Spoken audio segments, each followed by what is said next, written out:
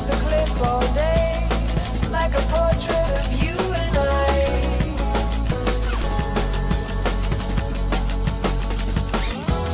Like a portrait of you and I. City beautiful, feel it in the morning, yeah. Love is well sunrise, everything becomes so clear. Welcome to another edition of the Danny Roscoe Show. This one's going to be a little bit different because we are under attack. Now, last few days, Black White Unite, right, it's been under attack. I've had live streams that have been 22 hours out of a 24-hour period, which is mental. I've had people coming and attacking it. How many blacks are in Black White Unite? And people don't understand it. I put out a statement the other day. I did say I wanted to do it in the studio with the cameras, with the correct equipment, because obviously I like speaking to you guys, I like looking at you, not one of these faceless people that most of them are out there. It's incredible that these people have so much to say. They can't say it with their faces. They have to say it behind their little avatars. That means you don't stand there with it on your chest. You don't stand and represent what you're saying. But here I am. Always, I represent what I say. I stand what I say. When I walk out of this house, when I come out of them doors, I'm there with my children. Still got to represent what I say. Because there's going to be people that like what I say and there's people that dislike what I say. But my face is here for all to see, and all will come and challenge me. And then we've got the people out there saying, well, you know, there's a certain group of black supremacists the black betterment people who, although they don't agree with themselves, there's not a clear, concise theory in themselves. I've now got people coming out, how are you going to unite if you can't unite with them?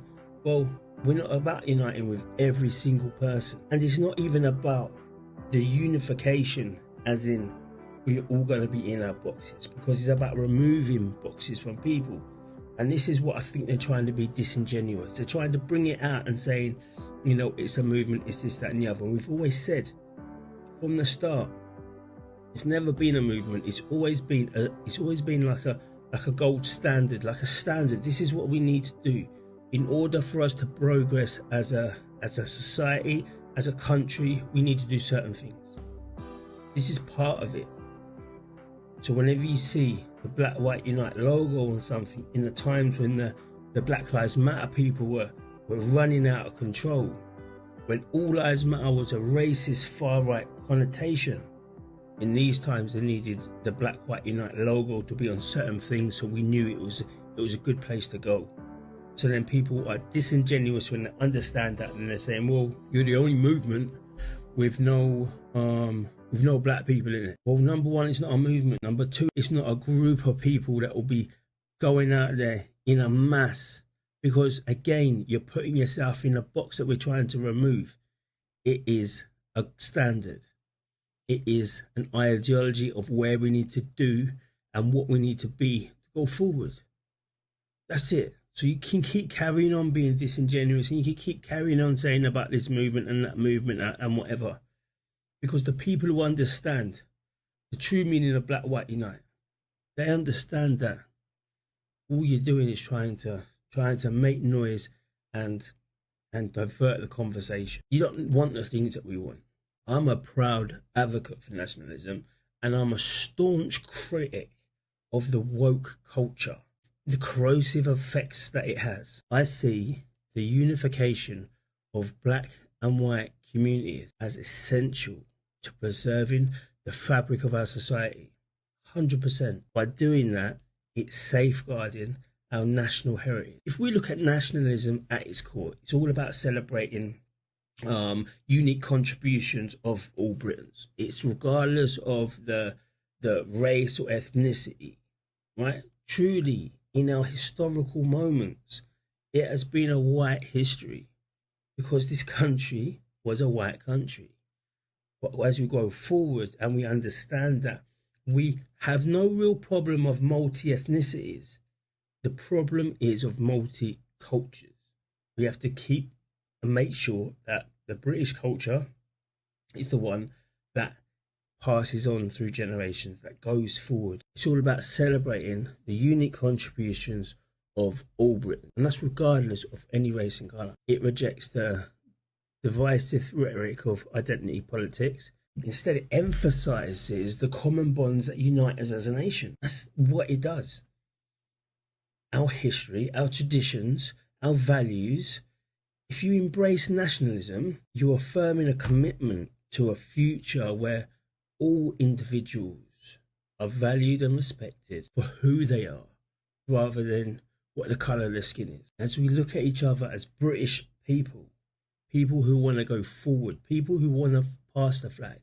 There's thousands, millions of people that don't want to be under the banner and under the flag, and they won't be the ones who will be bonding over nationalism. So again, the disingenuous people saying, well, what about the Muslims? What about the Chinese? What about X, Y, and Z?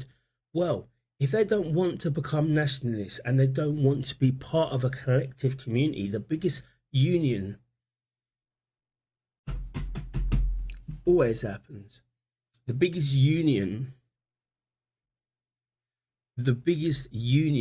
of the UK, if they don't want to be part of that and they don't want to start dictating that politicians to being how we want them to be, then that's fine. You can still continue to be your minority because you're not nationalists. You have no need to be nationalists, and there's no need me trying to convert people who don't want to be nationalists. That would be stupid. However, the path to unity is fraught with challenges, but there is a rise in black supremacy. There is a rise of Islamic supremacy. It's these individuals who seek to exploit racial tensions. It's these individuals who seek to sow division among our communities. Just as we reject the divisive tactics of the woke cult, we must also confront those who spout off black supremacy, white supremacy, Islamic supremacy, recognizing that extremism in any form is against the principles of unity and equality that we have to have as nationalists. To combat this insidious threat, what we've got to do is we have to reclaim the narrative of unity and solidarity, rejecting both the divisive tactics of the woke cult and the dangerous ideologies of the supremacists. We've got to stand firm against the forces of division and polarization. Has to. We've got to affirm that our commitment is to the future where black and white communities stand united as proud citizens of the UK. Now, what a beautiful moment that would be. Standing side by side in our communities. And again, the people who are trying to be disingenuous in this, they'll be like, well, we're never going to go out standing side by side, but it means at a community level, you'll see it, you'll feel it. There will be one day you'll go out in your community and you won't feel that tension. You won't feel the fact that people are all pulling in other directions. It will just be the same direction that people are pulling from. You see the Union Jack, St George's flags, the smell of coffee in the air. It'll be beautiful. It will come. I can guarantee it, but we have to work strong against the woke culture who are trying to stay within our communities. So with this, it's important to understand that I can't dictate a unity like this. Nobody can. Government level can't tell us how to live. This literally has to come and be cultivated from within. That's through dialogue and understanding. And everybody having that mutual respect. If somebody don't understand something, right, work it out. Because everybody's not going to understand, because this is a different way our communities have to be. As nationalists, we've got to lead by example. We've got to foster a culture that does have this inclusivity and belonging, that empowers people from every background to contribute to the success of this nation. Because again, like the disingenuous people will be spouting, this isn't about getting rid of multi-ethnicities. This is about understanding that we have one culture and we have one country and one flag. And that is what we are uniting under. And we are going to push that forward for our generations, and we're going to pass it down to the future of our children and let them do the same. So the ethnicities of people, we don't want this mad stuff that's happening. Everyone's got to be some clergy type of mixed race thing. No, in fact, the ethnicities need to stay the same. It's the thinking, it's the togetherness, it's the single culture, it's the understanding British ways, values, traditions, history, all of that, religion, and pushing that forward and making sure that that is the common thing that unites us. That is the universal language that we will all speak and all understand. Under the banner of nationalism, I think personally we can unite. You can see black, white unite. A vision of that future where unity is cherished. The principles of freedom and democracy reign supreme. Together, we all can build a better and brighter tomorrow. And that is grounded in the timeless values of our national heritage. Also, we've got to address, though, the situation that's happening. You know, this call of unity, it extends way beyond our borders. It's wrapped around every aspect of our national identity. And that is including our approach to immigration and national security.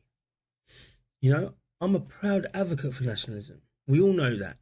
And I'm a staunch defender of our sovereignty. And I believe it's time now to reassert control over our borders and prioritise the safety and the well-being of our citizens. Our border, not more than 20 miles away from here now, in the southeast of England, it's not just a line on a map of water and land. It's a symbol of our national strength and resilience. That's what it is.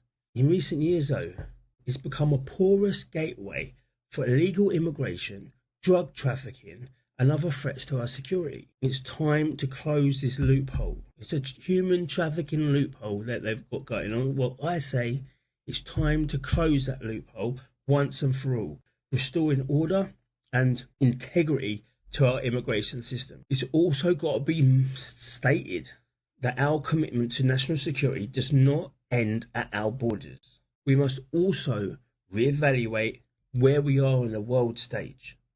We've got our troops over in a proxy war in Ukraine. We've got ships out in the seas of the Middle East. Now we've got people in this Gaza Strip situation. We've got to start bringing troops back from the foreign fields that they are occupying at the moment and start focusing on our own land. We haven't got many people in our army anyway. And we've got to start defending our own land, our own interests. We can't continue to expend blood and treasure in endless wars abroad.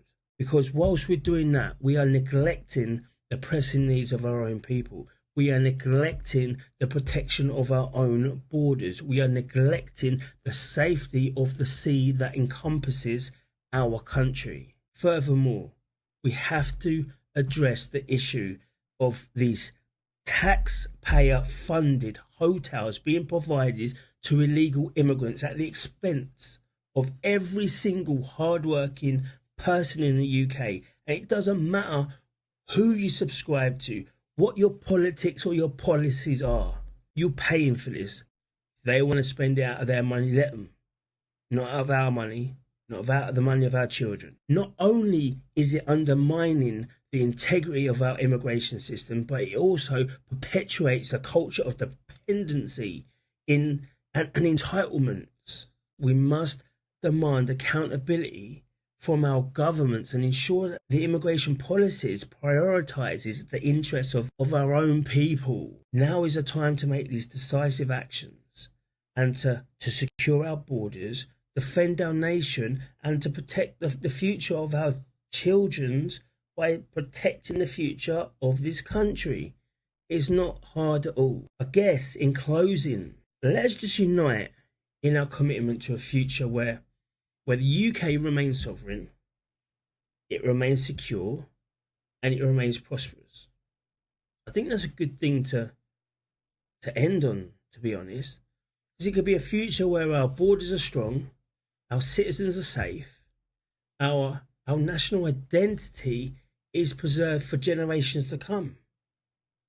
We are not in a situation where we are going to be changing the demographics of the UK.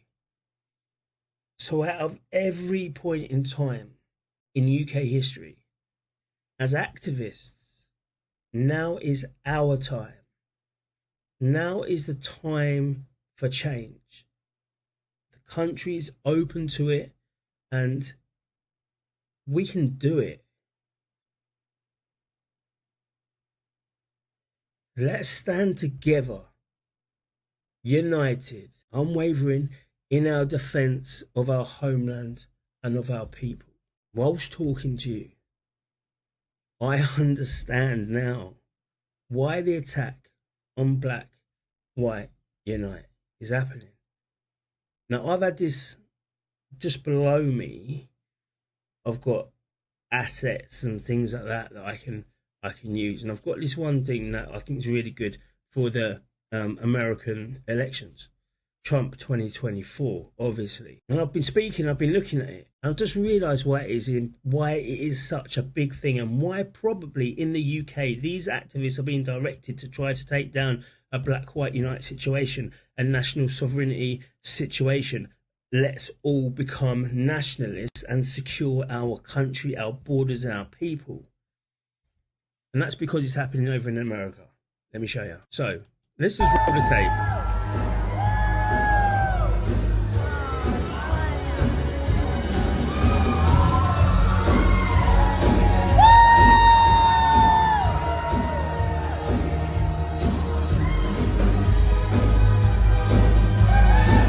And that is it there.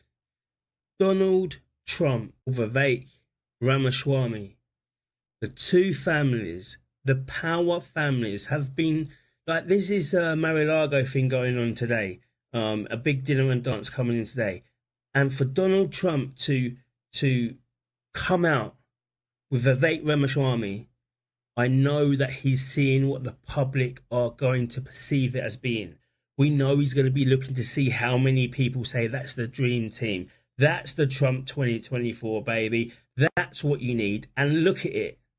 Just look at it. You're not looking at it from a situation that it's okay. It's two billionaires who knows about business, who have their billionaire companies. No, this is two nationalists who understand the importance of Black, White, Unite, unification for a nation who are nationalists to get behind and save the damn country. I would be very, very surprised if Vivek isn't the running mate for Trump 2024 campaign as his VP, because he's got to secure as well. After 4 years, he can't run again. This is his last time.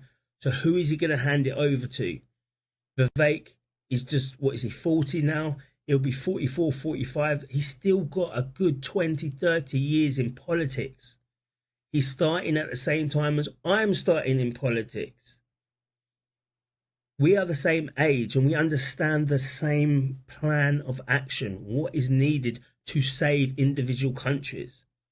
Now, I'm going to be looking around the rest of them. I'm going to see what happens in Australia. See what happens in Canada. See if there's the same principles. Because this is how we fight back.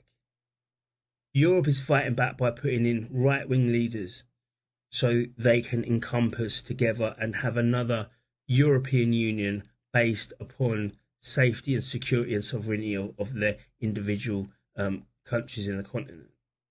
We need a right-wing government here to do that. So when I look at it here, do we have to, I'm saying to people, vote independent. Come on, let's use our voice. But there is a party. There is a party I've never endorsed. I've got nothing wrong with them. I've got nothing against them. I just, You know, when people are doing good and they're doing their own things, let them do their own things. But maybe we can do something.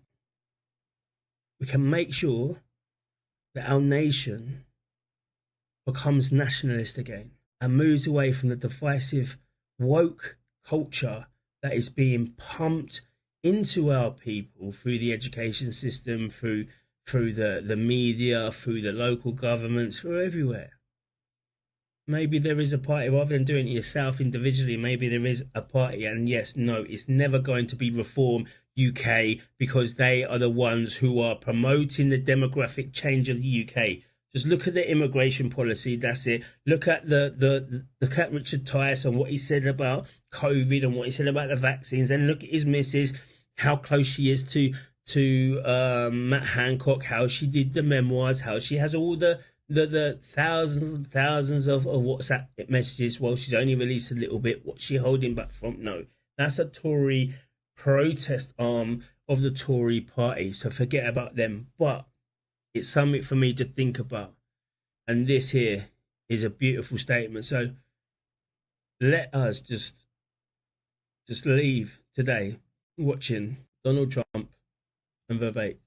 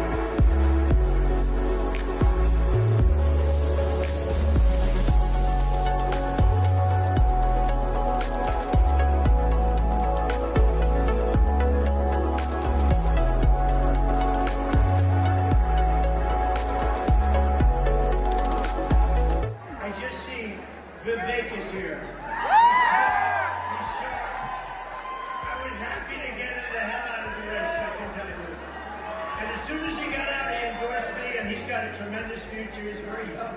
He's young and he's smart. And Melania and I were just saying, I mean, you don't get sharper than this. And I just said, could you say a few words to the great audience? And ladies and gentlemen, debate, please. If you want to seal the border, say it with me. Vote Trump.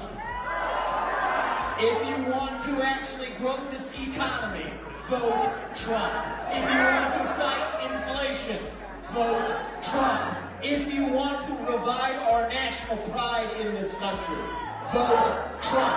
If you want to send Joe Biden packing home for the next 4 years, vote Trump.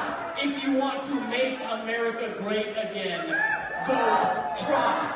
That's in your power. Let's make it happen. The 47th President of the United States. May God bless the United States and Donald J. Trump. Thank you all.